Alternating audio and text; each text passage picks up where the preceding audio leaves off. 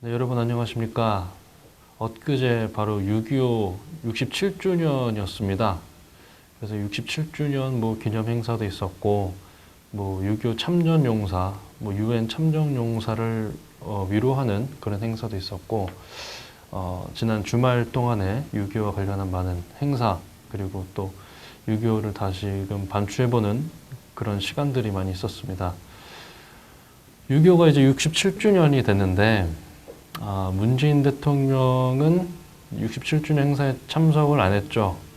그 부분에 대해서는 말들이 많이 있습니다만은 청와대에서 내놓은 얘기는 국무총리실에서 이제 주관하는 이 특성상 대통령이 참석하지 않는다라는 관례가 있었기 때문에 참석을 안 했다라고 얘기를 했습니다. 그 이야기가 틀린 말이라고 할 수는 없죠. 왜냐면은 박근혜 대통령도 6.25 기념식에 참석을 한 적은 없었습니다. 국무총리실에서 하는 것도 맞았고, 근데 이제 박근혜 대통령의 경우를 보면은 2013년부터 이제 2016년까지 6월 25일 날의 스케줄을 보면은 국무회의, 문화행사, 해외 건설 50주년, 7천 학불 수출 달성 행사, 또 국무회의 이런 것들을 참석을 하는 스케줄이 있었고, 근데 문재인 대통령의 경우는 어제 공식 스케줄이 없었습니다. 6월 25일 날 공식 스케줄이 없었고 관저에 머물면서 정상회담을 준비했다고 하는데, 글쎄 문재인 대통령은 관례를 깨는 것을 참 좋아하는 대통령으로 우리가 알고 있습니다만은, 이례적으로 청와대에서 관례에 따라서 불참했다라고 하는 것은 사실 문재인 대통령답지 않은 그런 일이 아니었나라는 생각을 해봅니다. 5.18 기념식에 참석을 해서 5.18 그 행사에서 이무량 행진곡을 부르지 않는 것도 하나의 관례였죠. 재창을 하지 않는 것도. 근데 그것을 깨고 불러서 아주 큰 화제가 됐던 것이었는데, 그리고 이거를 관례라고 하기에는 좀 석연치 않은 구석이, 사실 MB의 경우에는 참석을 했었습니다. 6.25 기념식에. 그런데 이제 관례라는 이유로 참석을 하지 않은 것은 약간은 좀 아쉬운 생각이 듭니다. 6.25 기념식에는 이낙연 국무총리가 참석을 했는데, 그 기념사의 전문을 보면은 바로 지난해 황교안 총리가 했던 기념사의 전문과 비교해 봤을 때 좀 아쉬운 부분들이 있습니다. 물론 이낙연 총리의 기념사를 보면은 제가 가지고 나왔습니다만은, 북한이 최근에 탄도미사일 발사 등의 도발 행위를 멈추지 않았다. 오토 원비어에 대한 얘기도 있습니다. 그래서 이런 부분을 봤을 때는 그래도 북한은 핵과 미사일 고도화를 멈춰야 된다. 북한은 인권을 존중해야 된다. 원비어 씨 사망 사건으로 국제사회가 격분하고 있다. 이런 내용이 포함이 되어 있습니다만은, 만약에 이제 문재인 대통령이 본인이 이걸 읽어야 된다 그러면 상당한 부담감을 느꼈을 것이라고 저는 생각을 하는데, 그럼에도 불구하고 황교안 총리가 지난해에 읽었던 기념사를 보면은 아예 처음부터 이제 명시를 하고 있습니다. 북한의 남침으로 시작된 6.25 전쟁은 잊혀진 전쟁도 잊을 수 있는 전쟁도 아닙니다. 한반도의 3분의 2가 화염으로 뒤덮였고 400여만 명 이상이 귀중한 생명을 잃거나 부상을 당했다. 이런 내용으로 시작을 하는데, 이낙연 총리의 기념사를 보면은 67년 전 오늘 이 땅에서 시작된 전쟁은 많은 것을 앗아갔습니다. 3년간 수백만 명이 목숨을 잃거나 성치 않은 몸으로 집에 돌아왔습니다. 그래서 북한의 남침이었다라는 표현을 삭제를 하고 언급을 하지 않고 있습니다. 그리고 나서 민족 최대의 비극이었지만 우리는 비극을 기적으로 바꿔냈습니다. 라는 이런 내용을 정말 쓸데없이 부풀려서 이야기를 많이 하고 있습니다. 이걸 봤을 때 문재인 정부의 과연 6.25에 대한 인식이 어떨까라는 생각을 해보게 되는데, 사실 이것보다 더욱 끔찍한 게 뭐냐, 문재인 대통령이 당일날 6.25 당일날에 페이스북에 관저에 앉아서 공식 일정이 없이 하루를 있었던 문재인 대통령이 페이스북에 쓴 내용입니다. 6.25 전쟁은 아픈 역사입니다. 한반도 땅 대부분이 전쟁의 참상을 겪었고 수백만 명에 이르는 사람들이 목숨을 잃거나 부상을 당했습니다. 분단의 상처와 이산가족의 아픔은 오늘도 계속되고 있습니다. 그럼에도 우리는 앞으로 나아가야 합니까? 이게 무슨 소리인지 저는 모르겠습니다. 이거는 전쟁을 일으킨 주체와 피해, 이런 것에 대한 적과 동지의 개념이 존재하지가 않습니다. 우리는 문재인 대통령이 대한민국 대통령인데 이 멘트를 보면은 한반도 땅 대부분이 전쟁의 참상을 겪었다. 우리 측과 북한 측이 입은 그 피해, 참상을 동치시키고 있습니다. 그럼에도 우리는 앞으로 나아가야 합니다. 이건 무슨 유체이탈화법이 떠오릅니다. 그러고 나서 말을 잇기를 우리 자신과 미래 세대를 위해 다시 용기와 결단이 필요한 때가 바로 지금이라고 생각합니다. 문맥에 전혀 흐름이라는 게 없습니다. 마치 소설가 구보시에리를 보는 것처럼 의식의 흐름 기법을 쓰는 것 같은 그런 얘기인데 갑자기 한미 정상회담 얘기로 넘어갑니다. 저는 다음 주에 미국을 방문하여 한미 정상회담을 갖습니다. 한미 동맹 강화와 함께 북핵 문제 해결을 위해 트럼프 대통령과 머리를 맞대겠습니다. 국제사회 공조도 더 단단하게 맺을 겁니다. 자, 그러면 트럼프 대통령과 머리를 맞대려면 뭘 해야 되는지 지금 알지 않나요? 지금 사드 문제를 가지고 트럼프 대통령도 그렇고 미국 내에 뭐 행정부 국회에서도 지금 말들이 많고 얼마 전에 미국에서 그랬죠.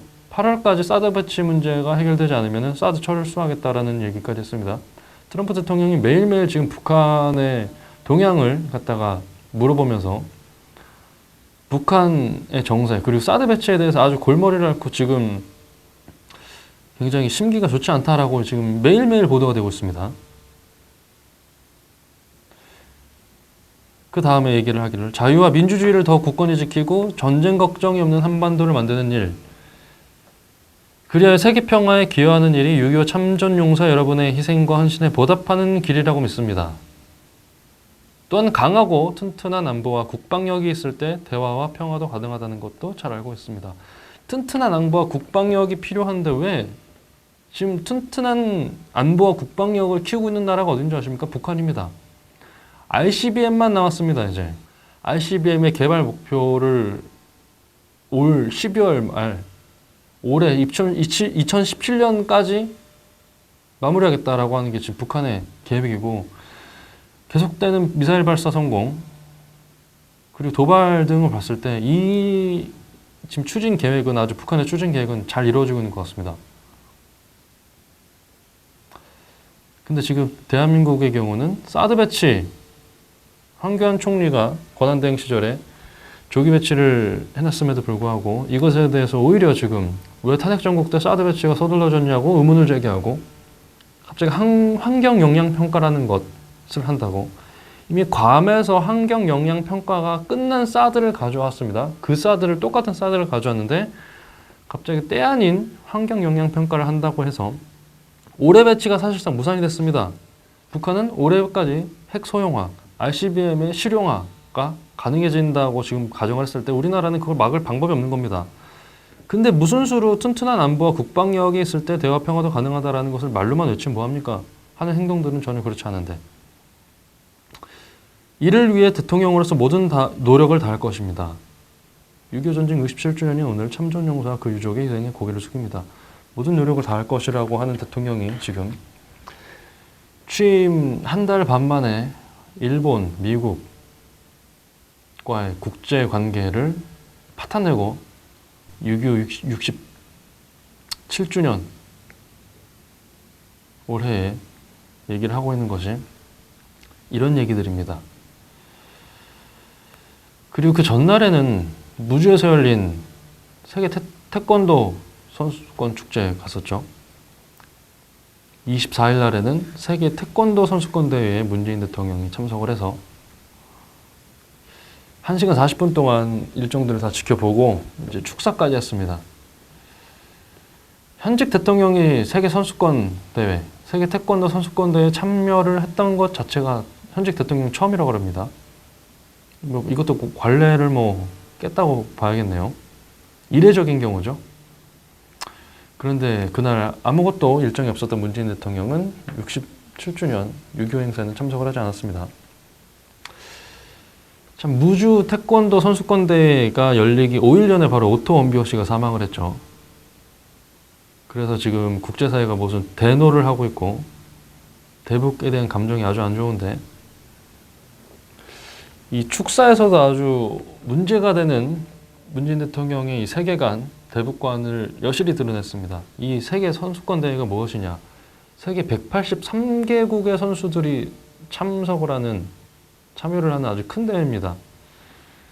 그 자리에서 대통령이 뭐 축사를 한다는 것도 의미가 있겠죠. 근데 그 내용 자체로 보면은 이게 세계 태권도 선수권 대회에서 하는 축사인지 아니면 남북 교류를 위한 남북 태권도 선수권 대회에서 축사를 한 것인지 구분이 안 갈 정도로 문제가 많이 있습니다. 태권도 선수권 대회에서 축사를 한 내용을 한번 보겠습니다.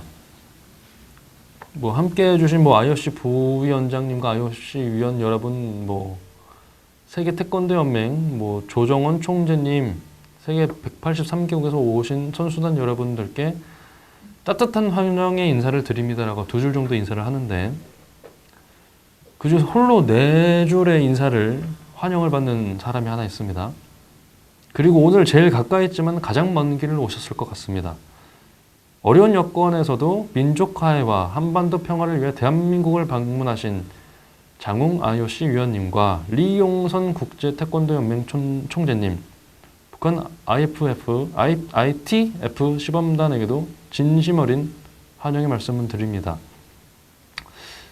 자, 세계 태권도 선수권 대회입니다. 그래서 2줄 정도로 IOC 측 관계자와 태권도 연맹 관계자에 대한 인사는 가름하고, 우리 북한에서 온 사람들을 환영하기 위해서 4줄의 인사말을 할애를 합니다. 그리고 나서 미국과 중국, 미국과 베트남이 핑퐁 외교로 평화를 이뤘다. 그래서 내년 태권도가 이뤄낸 성과가 내년 평창 동계올림픽으로 이어지기를 기대합니다. 평창 동계올림픽에 북한 선수단이 참여한다면 인류화합과 평화 증진이라는 올림픽의 가치를 실현하는 데 크게 기여하리라 생각합니다. 라고 하면서 이야기하기죠. 바라건대 최초로 남북 단일팀을 구성하여 최고의 성적을 거뒀던 91년 세계 탁구 선수권 대회와 세계 청소년 축구대회 영광을 다시 보고 싶습니다. 남북 선수단 동시 입장으로 세계인의 박수갈채를 받았던 2000년 시드니 올림픽의 감동을 다시 느껴보고 싶습니다. 북한 응원단도 참가하여 남북화의 전기를 마련하면 좋겠습니다. 그래서 공개적으로 얘기하죠. 함께 하고 계신 국제올림픽위원회 장웅 위원님의 많은 관심과 협조를 부탁드립니다. 지금 세계 183개국 선수들이 참가하는 세계 태권도 선수권 대회에서 북한과 남북 단일팀을 구성하고 공동 입장을 하고 북한 응원단이 오게 해달라고 지금 공개적으로 빌고 있는 겁니다. 이게 세계 태권도 선수권 대회에서 대통령이 할 말인지, 그리고 두 나라 간에 남북 간에 이런 물밑 접촉도 아니고 공개석상에서 공개적으로 빌듯이 얘기하고 있습니다. 협조를 부탁드립니다라고. 저는 이렇게 바라오니, 이게 오토 원비호 씨가 사망한 지 5일 뒤이고 6.25 전쟁이 하루 전날, 6.25 전쟁 67주년 하루 전날에 한 대통령의 말입니다. 이게 과연 국제 정치에 대한 이 일말의 이 지력이 있는지 의심스럽고, 과연 6.25 전쟁 그리고 대한민국에 대한 이 정체성에 대한 확고한 인식이 자리 잡혀 있는지가 의심스러울 정도로 이틀간의 24일, 25일 이 이틀간의 문재인 대통령의 행보였습니다. 지금 전 세계가 한반도를 주목을 하고 있습니다. 그 이유는 2가지입니다. 최근에 오토 원비호 씨의 사망 사건으로 인해서 북한의 인권 유린에 대한 국제사회의 관심이 압도적으로 쏠리기 시작했고, 다시금 북한의 이 잔혹한 실상에 대해서 국제사회가 규탄을 하고 있는 중입니다. 그리고 대한민국을 향해서는 이 국제사회가 북한에 대해서 이렇게 압박을 하고 자유세계에 있는 국가들, 이 국가들이 모두 나서서 북한의 인권 유린 실태, 그리고 국제사회에서 이 평화를 위협하는 그런 행동들에 대해서 모두가 힘을 합쳐서 북한을 제재하고 세계 평화를 지키기 위해서 노력하고 있는데 왜 북한과 가장 밀접해 있는 대한민국의 문재인 대통령은 1조 3천억 원이 드는 사드 배치를 공짜로 해주는데도 저렇게 난리를 치고 왜 일본과의 위안부 문제는 다시금 건드려서 심지어 강경화라는 사람을 외교부 장관을 앉혀놨더니 또다시 수용 못하겠다고 하고 있고 취임 날부터 아베 전화를 해서 그리고 문희상을 특사를 보내서 그리고 지금까지도 위안부 협상, 한일 위안부 합의는 받아들이지 못하겠다라고 국가 간의 합의를 뒤틀고 있고 그 피비린내 나는 전쟁을 통해서 우리 많은 사람들, 많은 대한민국 국민들과 장병들과 유엔군, 미군이 정말 많은 숫자가 희생이 돼서 지켜낸 평화를 마치 북한과 남한이 입은 이 피해와 핏값이 동일하다는 듯한 뉘앙스를 펴고 계셨고 이제는 앞으로 나아가야 된다 이런 얘기를 하고 있는 문재인 대통령에 대해서 시선이 쏠리고 있습니다. 국가의 제일 목적은 국가의 정체성을 지키고 국민의 안전을 지키는 겁니다. 근데 자꾸 이런 식의 국민들이 위험에 빠질 수 있는 선택들을 하고 있는 문재인 대통령의 이 행보가 굉장히 우려스럽고 대한민국을 지키기 위해 희생된 당시 67년 전 자유대한민국 수호를 위해서 싸웠던 수많은 분들의 목숨값이 정말 보람이 없어지는 후대에 있어서 이런 취급을 받으려고 그분들이 막 목숨을 바친 것이 아닐 텐데 정말 대한민국의 대통령이 이런 식의 가치관을 가지고 세계관을 가지고 국정을 운영하고 글을 쓰고 말을 한다라는 것은 참으로 좀 비참한 생각이 듭니다. 대한민국의 이 자유를 지키러 온 사람들 그리고 자유를 지키기 위해 싸웠던 당시 많은 분들이